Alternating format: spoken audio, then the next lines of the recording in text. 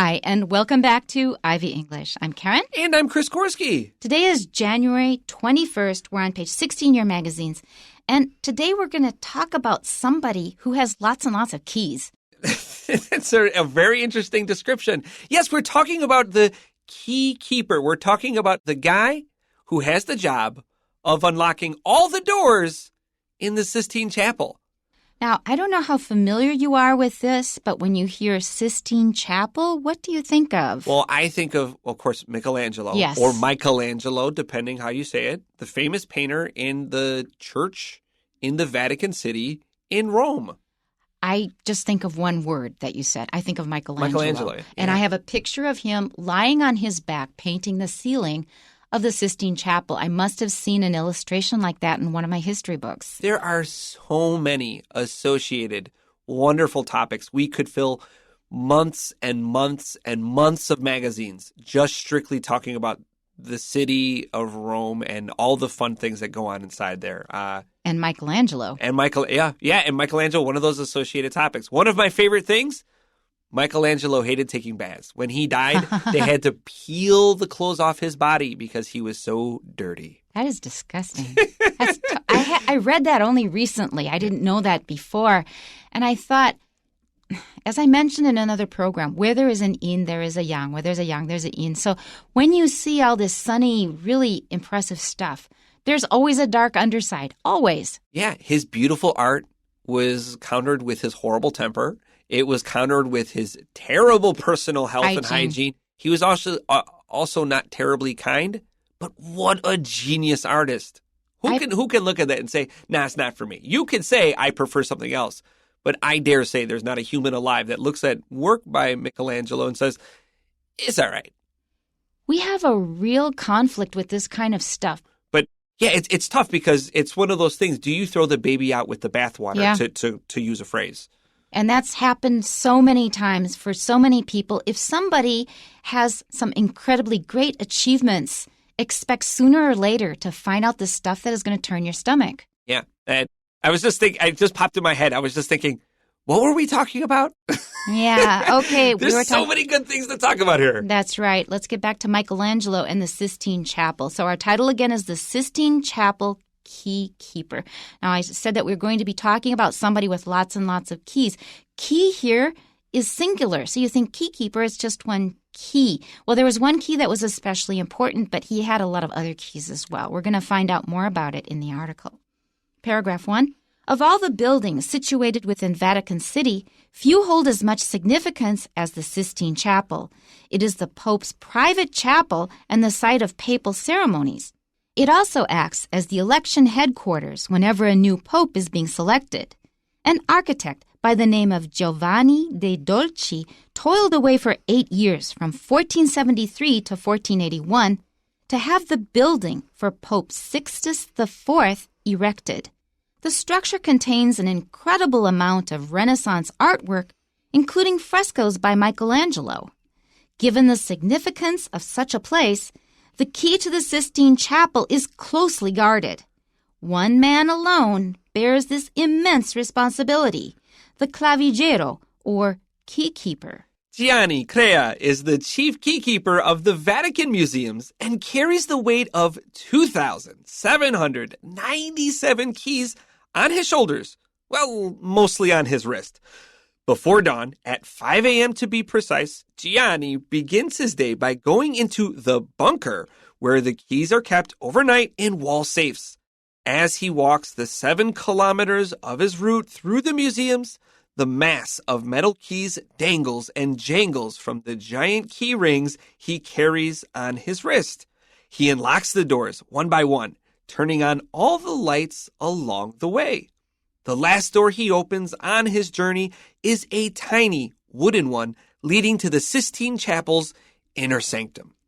The silvery brass key to the Sistine Chapel is not kept on the keyring with the others, but in a white envelope. It also comes with rigorous protocol. After the chapel is shuttered for the day, the key is put in a fresh white envelope, sealed, stamped, and placed back in its corresponding wall safe. A thick registry book is used to maintain meticulous records of all of its movements. Johnny discharges his duty with pride and has done so for the last 23 years. Now, that's an amazing amount of ceremony. This is a fascinating story. I loved reading this. I can't imagine having to deal with more than 2,000 keys every day. I mean, and that's the work and purpose of your life? I took out my kitchen scale and I took out one of my keys and I weighed it and it was 8 grams. And so times 2,797, that works out to 22.4 kilograms. That's almost 50 pounds of keys. But of course, they don't have regular keys like you use for like your car or like your front door. These are one of these old, think of like a key you get in a video game. It's like as big as your hand and there's big teeth on it and there's a big head on it. These are massive keys that weigh a lot more than the average key. This is a huge jangly, I love the words we use here. Dangles and jangles. I can hear the music in the keys clinking together. It's just a big, noisy, colorful, they probably smell good too. The smell of metal. Yeah, rusty metal maybe, Yeah. I don't know. But somehow it doesn't compute because if they're big and unwieldy, how can you open 2,700 doors and then close them all at night? That takes up your whole day. I mean, what a job. It's one of those things where it's like, oh yeah, this is somebody's job, isn't it? It's like normally a job for a janitor, and that's not a very high prestige job, but this is a person that every single day, every single morning at 5 a.m. flips on a light switch in a room and sees some of the greatest artwork alone, all to himself. And that one special key that gets a new envelope every day. Isn't that interesting? That's fascinating. It is. I love the procedure. Yes. Okay, let's go back to the beginning. Again, the Sistine Chapel. Both are stressed.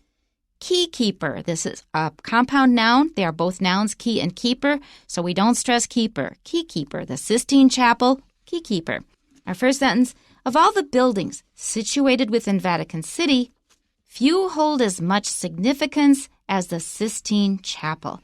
Now, this sentence is pretty straightforward. It's not like our King Solomon's Mines where we had really heavy, complex sentences. This one's pretty straightforward. So in Vatican City, they have a lot of different buildings. Vatican City itself is really small. It's not a large place. And it's considered sort of like a separate country to itself. So of all the buildings that you find there, and many of them are going to be associated with the Catholic Church, none of them are quite as important, or very few of them will be considered as important as the Sistine Chapel. So as much significance here means importance or being full of meaning. So the Sistine Chapel is just one building in many of the Vatican City. The Vatican City itself is only 3.2 kilometers wide. To put that in context, the Vatican City is just 1/8 the size of Central Park in New York City. Yeah, it's not large. It is the Pope's private chapel and the site of papal ceremonies. Now, for the Pope, because the Pope is the highest official leader of the Roman Catholic Church, and this is his private chapel. It's just mainly for him. And in addition, they have several ceremonies that the Pope will lead. And the most important of these they'll mention, and that's when a new Pope is being selected. That is done in the Sistine Chapel. So the word Pope and papal come from the word father. You probably know the word papa because it sounds a whole lot like Chinese. So you just drop the L and you have papa, father. And it also means potatoes in Spanish. Yeah, that's papas fritas. Yeah. What is that relationship? So all of these are fatherly words. And a chapel is a little different than a church. So you know what a church is. So what is a chapel? Well, a church has people that regularly show up and have service. They have their church ceremonies, and you have a regular priest show up. But a chapel is just a building where you can do religious things. There's no one that regularly shows up, and they don't have regular mass. So like in Las Vegas, if you just want to get married one weekend, you go to a chapel because it's just a building where you can do it. It's not an actual real church. And you may have Elvis Presley run the ceremony. Yeah, I'd want that. Really? I would do that. They're pretty entertaining. All right, I just want to mention in Spanish, stress and gender are both really important. So if you say el papá, that's your father, el papá, stress on the second syllable.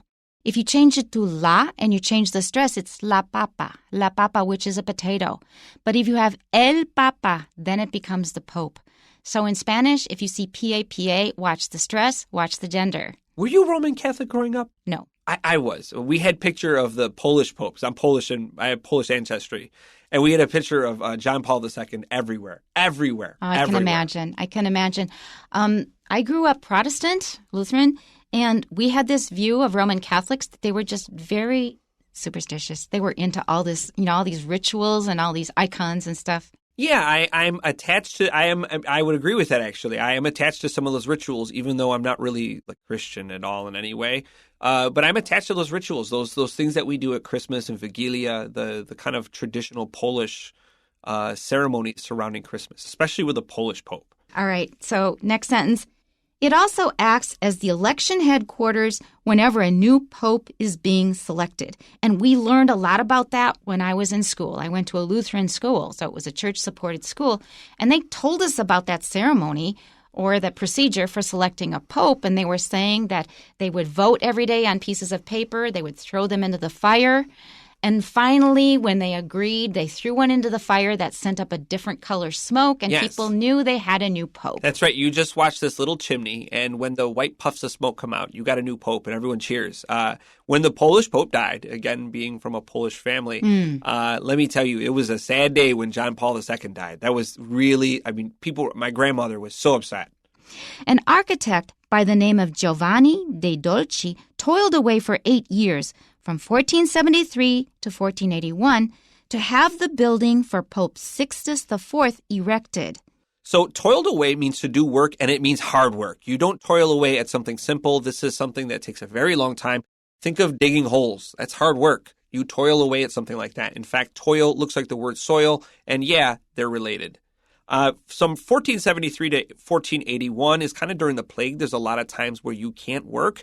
And before that, popes still existed. They just lived at other places. Okay, so they built this very, very fancy, impressive structure or complex, a bunch of buildings. The structure contains an incredible amount of Renaissance artwork, including frescoes by Michelangelo. So they put a lot of really wonderful pieces of art in it. They wanted it to be something really magnificent and impressive. And of course, you would get Michelangelo to do it. And I think that, didn't he paint some nudes and things and other stuff that was controversial at the time? Yeah, a lot of his work. Today we think of like, well, yeah, of course, the classical artists painted naked people. That's just what they did. But as a matter of fact, that was like kind of controversial in some ways. Given the significance of such a place, the key to the Sistine Chapel is closely guarded. Now, this sentence is a little easier to handle. That means we know that this place is highly meaningful to Roman Catholics and in art history and in general European history. So the Sistine Chapel is just so important. And for that reason, they want people to consider it extremely important. So they keep it carefully guarded. You can't just walk in and out as you please. And that will make it even more mysterious and respected. One man alone bears this immense responsibility, the clavigero, or key-keeper. The person who keeps people from just wandering in off the street is the person who holds the key to the Sistine Chapel. I like the colorful language here. We bear this immense responsibility. To bear is to just carry, but it's a very strong word. There's a lot of emphasis. And immense is just a word that means really, really big. And these are two strong words that really convey how important this is. That's right. And when you see a G in front of an I or E in Italian, it's pronounced J.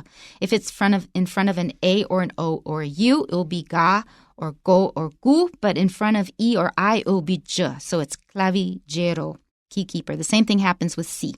Okay. Oh, I think Italian is such a lovely sounding language. I don't speak Italian. I just think it sounds lovely. A lot of people do. It's really high on that list of nice sounding or sexy languages. Yeah, I don't give it the sexy feeling. It just sounds nice. I just like it. It's got a nice rhythm to it, All right, our next paragraph begins, Gianni Crea is the chief keykeeper of the Vatican Museums and carries the weight of 2,797 keys on his shoulders. Well, mostly on his wrist. As mentioned, I don't really buy this. I just don't think it's physically possible to deal with that many keys every day. There's a picture of him. So you could go on a Vatican tour. You can actually pay to go with him now. And it's quite expensive. It's very exclusive. They only let certain people in. But it's like if you want a really unique view into the Vatican, like personally, this is something I would spend the extra money. He carries this massive key ring. It's this big round key ring. And he just walks around with it. And I don't know if he tells stories. I suspect he does. But Yeah, it's just a big ring with a lot of keys, and they're big keys. How can you have 2,797 keys on one key ring, even a big one? I can't imagine that, especially if they're big. The pictures I saw, there was a lot of keys on it. I didn't count them. I dare suspect there weren't 2,797, but there's probably like in total, or maybe there's like, I don't know. But plus, also walking 7 miles carrying that weight is heavy. Yeah. Remember, just a regular key, that'd be close to 22 kilograms.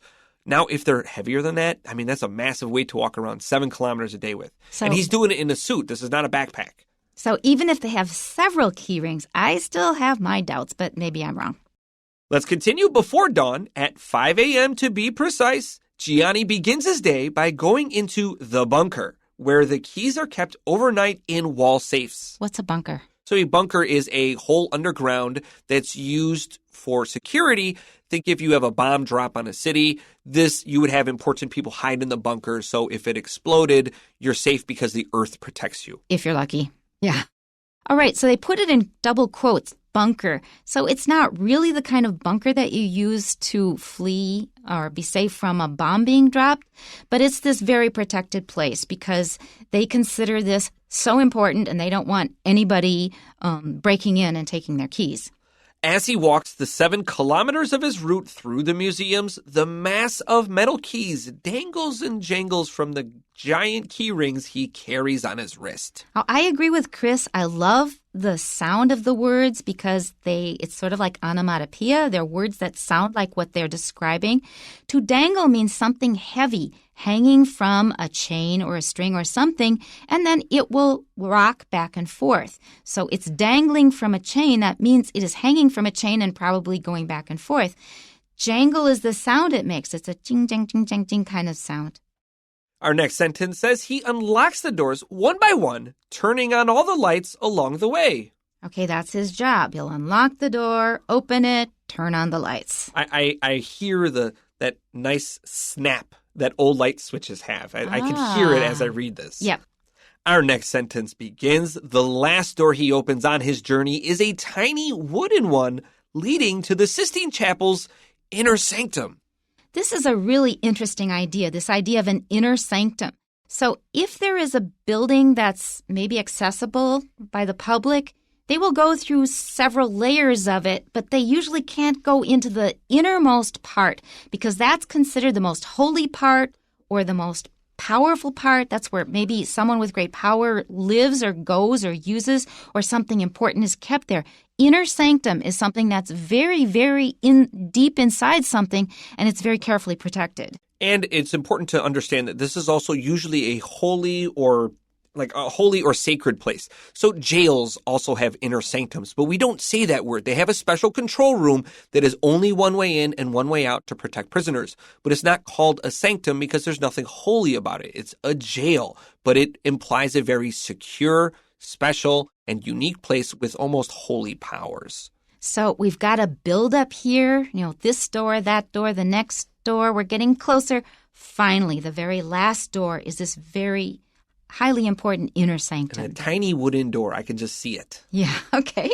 Our last paragraph, the silvery brass key to the Sistine Chapel is not kept on the keyring with the others, but in a white envelope. So to make it even more special, now they keep it in a special envelope so that it doesn't get mixed up with the others. It'd probably be easier to confuse it with something or for it to get lost. It has a very special envelope, so it's always looked after very, very carefully. It also comes with rigorous protocol. These are both really good words. Protocol is simply a set of steps to follow to do something. Step 1, step 2, step 3. You follow it and you don't veer from it. You don't do anything else. You just follow this procedure in order to do it. Rigorous means very, very strict. That means you don't make up your own variations. You just follow the instructions. And this key is put in a special envelope, and they even stamp it to make sure it's not tampered with, T-A-M-P-E-R. To tamper with something means to mess around with something when you shouldn't. So it's kept very, very special, put in a safe. A safe is a box that is locked up, hard to get into in theory, and it used to be called a strong box. Sealed, stamped, and placed back into its corresponding wall safe. Wasn't that a Stevie Wonder song? sealed, stamped, and delivered. And delivered. Signed, sealed, delivered. There we go. I'm yours. Signed, sealed, and delivered. Yeah, I missed a word there. Okay, next. Final sentence. A thick registry book is used to maintain meticulous... No, it's the second to last sentence. Excuse me. A thick registry book is used to maintain meticulous records of all of its movements. So opening and closing all these doors, and then you've got this white envelope, and then you have to write down an entry in the record at least twice a day. I've opened it. I've opened the door. Okay, I'm closing and locking the door. Now I'm putting it back in the envelope. I'm locking it up in the safe. You have to keep a record of that every day. And that is a registry. Registry just means a place where you register things. All of this strikes me as reactionary. Somewhere, someone at some place screwed up, and now that's why they have all these rules. That's true in any bureaucracy. If you have complicated rules, somebody was trying to do something untoward. They were trying to do something illegal, so that's why they made the rules. Gianni discharges his duty with pride and has done so for the last 23 years. Now, that may be impressive. To discharge your duty, that means just to carry out your duty, to do what you're supposed to. 23 years, well, I just retired after 30 years of teaching. I'm not that impressed. I've been teaching longer than he's been working. We have a few short questions for you. Number one, what is mentioned as being significant about the Sistine Chapel? A, new popes are chosen within its walls. And that's the answer. We're going to stop right there. Number two, which of the following is true about key-keeper Gianni Crea? The answer is letter C. He has been the clavigero for over 2 decades. Number three, what is the purpose of the second and third paragraph? And the answer is B, to describe what a key-keeper at the Vatican museums does. Okay, and number four, if a clavigero were to be interviewed, which of the following statements would not be true? And the answer is... D, I admire stunning artwork from the prehistoric ages? Not prehistoric. That's not what we're talking about. And that is it for today. We'll see you next time. Bye-bye. Bye-bye.